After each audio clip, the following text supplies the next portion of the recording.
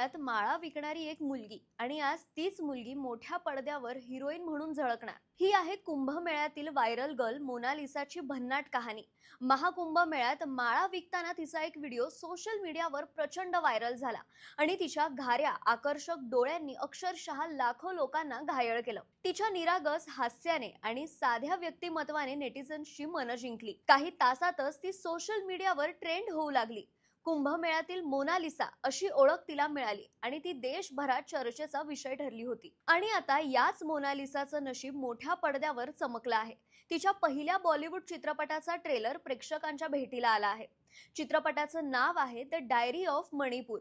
दमदार कथा आणि भावनिक अंगाने सजलेला हा सिनेमा लवकरच प्रदर्शित होणार आहे। इंटरनेट ही खरंच एक चमत्कारी गोष्ट आहे। कधी कोणाचं नशीब कुठे आणि कसं चमकेल सांगता येत नाही। कालपर्यंत कुंभमेळ्यात माळा विकणारी एक साधी मुलगी आणि आज तीच मुलगी रुपेरी पडद्यावर झळकत आहे।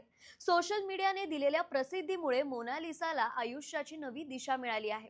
आता चित्रपटाच्या माध्यमातून ती आपल्या चाहत्यांच्या आणखी पसंतीस उतरणार का, हे पाहणं औत्सुक्याचं ठरणार आहे।